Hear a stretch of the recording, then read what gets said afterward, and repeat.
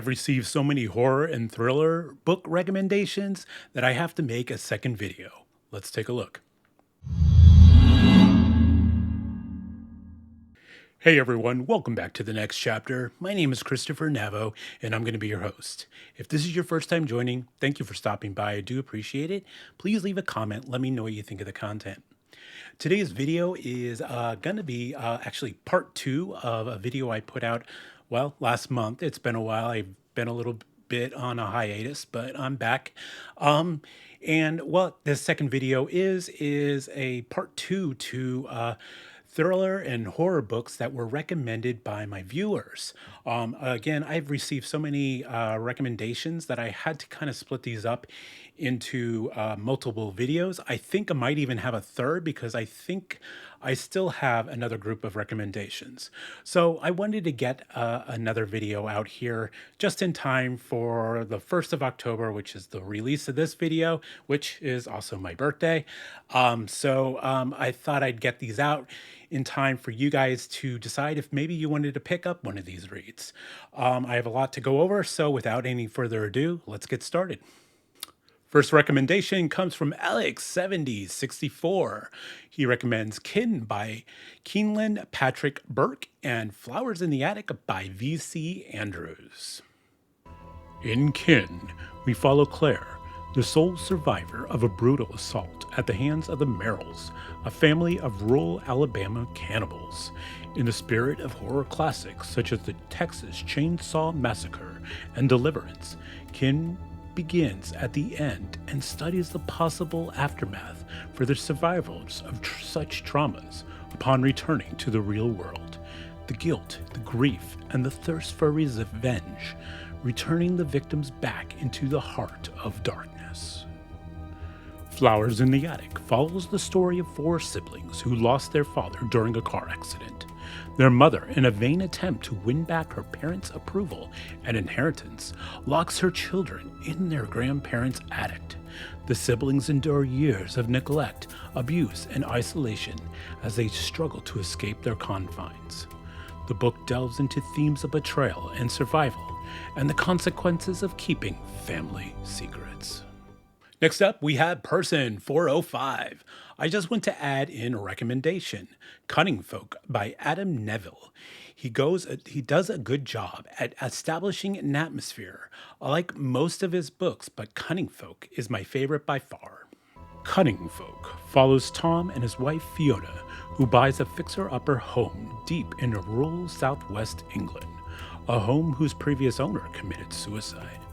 After hostilities break out between him and the elderly couple next door, a tormented Tom risks losing his home, everyone dear to him, including his own sanity. For Tom suspects his neighbors can draw upon malicious, unearthly powers older than the land itself. Next up, we have Jordan from Boiled Jellyfish Reads. He writes, Nightmare Land Chronicles by Daniel Barnett is an amazing self-published horror. Nightmare Land Chronicles is a collection of dark and unsettling short stories.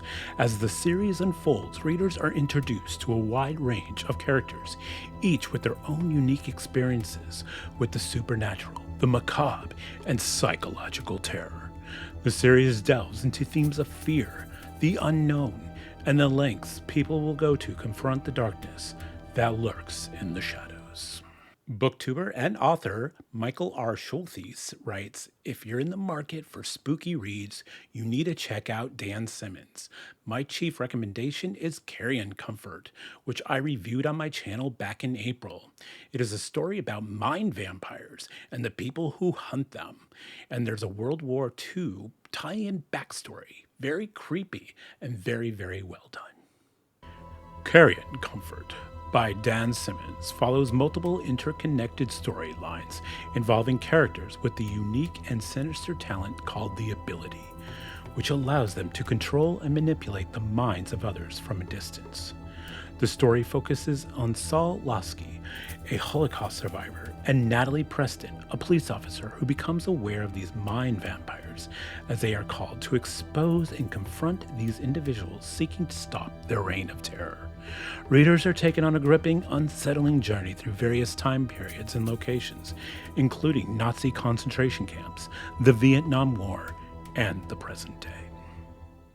Next recommendation comes from another awesome booktuber, Evie from She Was Only Evie, and she writes, "Though Mongrels is my favorite Stephen Graham Jones book, it's not really horror, so I'll have to say Night of the Mannequins." Night of the Mannequins is a novella set in a small town that follows the misadventures of a group of teenagers led by Sawyer. When Sawyer and his friends decide to prank their friend Shauna by placing a mannequin at their local cinema, things take a sinister turn as the mannequin starts to have a life of its own. Sawyer must confront the terrifying truth about the strange and seemingly possessed figure. This horror story blends elements of psychological horror, slasher, and dark humor filled with unexpected twists. Next up, I have John from Talking Story, another great booktuber, and he writes, "Awesome list. I second the Paul Tremblay book. If you're wondering what he's talking about, please check out my part 1 video to this series. And otherwise, I'll continue here. I will throw out a pure thriller since you have so much horror here. Mine by Robert McCammon. Amazing thrill from start to finish." Mine is a thriller about a former 1960s radical named Mary who kidnaps a baby named David with the hopes of returning to a simpler time in her life. Laura, David's mother in the meantime, not waiting on the FBI, goes on her own personal journey to rescue her son from the deranged and frightening Mary Terrell. This suspenseful novel explores themes of identity, obsession, and the fine line between reality and madness. This next recommendation comes from another booktuber, my good buddy Ty from Ty the Reader Guy, and he writes, "If you're wanting classic horror, The Exorcist by William Peter Blatty is an awesome pick. Definitely creepy. If you want something more modern, then The Croning by Lard Baron. It's H.P. Lovecraft without the problematic baggage." The Exorcist is a classic horror novel that revolves around the demonic possession of a young girl named Regan McNeil. As Regan begins to exhibit disturbing and violent behavior, her mother becomes desperate to find a medical explanation for Regan's condition. Father Marin, an experienced exorcist, is called in to confront the terrifying forces within Regan, putting his faith and courage to the test. This psychological thriller explores themes of doubt, faith, and the battle between good and evil. The Croning follows Don Miller, a retired geologist, and his wife, Michelle. As Don begins to age, he begins to uncover unsettling and disturbing truths about his past, his wife, and the world around him. Don learns these elements are tied to a sinister, age-old cult that serves powerful, otherworldly beings. This thought-provoking work delves into ancient cosmic forces and secret societies while blending horror and mystic elements into the unsettling unknown. So this next recommendation was recommended by 2 different people, so I have them listed here together, so I will cover them all both at the same time. First is Marty from Marty Reads a Lot, and they write, "As someone who doesn't read a lot of horror, one that stuck with me is The Only Good Indians by Stephen Graham Jones." To follow up with that, we have Caleb from Collaborative Writer. He is another booktuber. Please check out his channel. We have In the Valley of the Sun by Andy Davidson, The Only Good Indians by Stephen Graham Jones, and High by Kirsten White. I will be covering all 3, starting with The Only Good Indians. The Only Good Indians revolve around 4 Native American men who grew up together on the Blackfeet Indian Reservation. They go on an ill-fated elk hunting trip that violates hunting ethics due to killing more than they should have. This act comes back to haunt them in a terrifying way as a supernatural entity begins to pursue them, seeking revenge. As the men confront their past, the novel delves into cultural identity, guilt, and the inescapable nature of fate.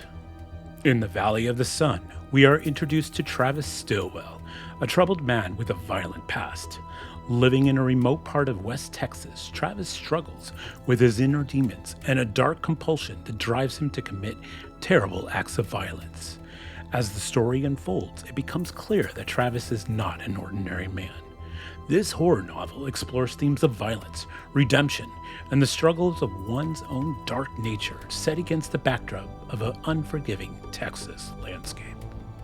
Hide centers around Mag, one of 14 competitors with a chance to win a cash prize if she can hide in an abandoned amusement park for 7 days and not get caught. Everyone has a background, everyone has a story. Yet as people around her begin to disappear one by one, the competition may have a more sinister undertone than Mac imagined. Now she works to survive this high stakes and deadly game of hide and seek. Well, that's it for this batch, guys. If any of these people have a channel, I will have them linked in the description below. Please check them out and support them. Do any of the reads sound good to you?